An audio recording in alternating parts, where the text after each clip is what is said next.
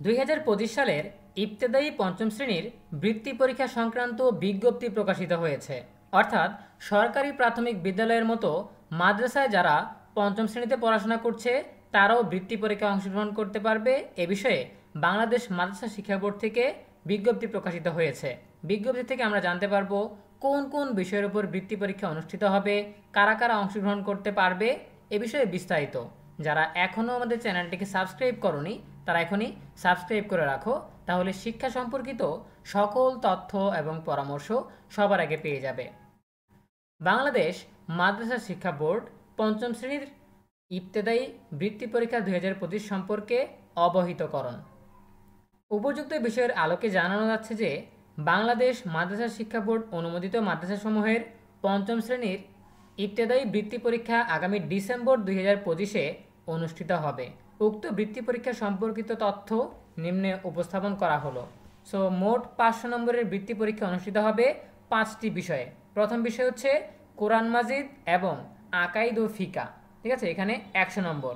এরপরে আরবি প্রথম পত্র ও দ্বিতীয় পত্র মিলে 100 নম্বর, বাংলায় 100 নম্বর, ইংরেজিতে 100 নম্বর, গণিত ও বিজ্ঞান মিলে 100 নম্বর। এই টোটাল 5টা পরীক্ষা হবে 500 নম্বরের, ঠিক আছে। 5 দিন এখানে ঘোষণা করা আছে। পঞ্চম শ্রেণীর ইবতেদায়ী বৃত্তি পরীক্ষা 2025-এর সম্ভাব্য সময় 5টা পরীক্ষা হবে 21, 22, 23, 24 এবং 28 ডিসেম্বর 2025। এরপর বলা হয়েছে কারা কারা অংশগ্রহণ করতে পারবে। বৃত্তি পরীক্ষায় অংশগ্রহণকারী প্রতিষ্ঠানসমূহ কোন কোন প্রতিষ্ঠান অংশগ্রহণ করতে পারবে?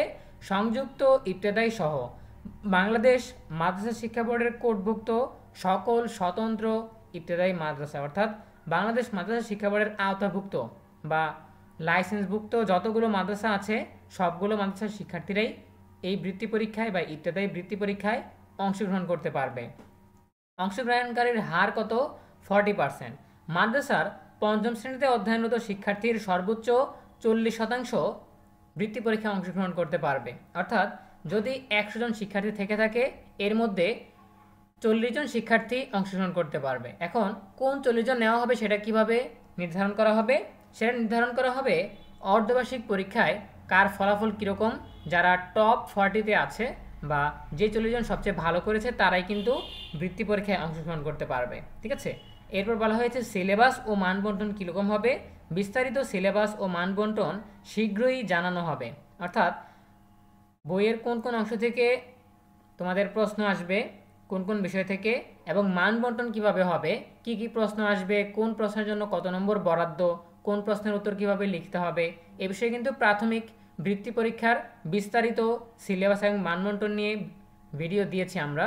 যখন ইবতেদায়ী বৃত্তি পরীক্ষার মান বন্টন এবং সিলেবাস জানানো হবে আমরা তোমাদেরকে শীঘ্রই জানিয়ে দেওয়ার চেষ্টা করব।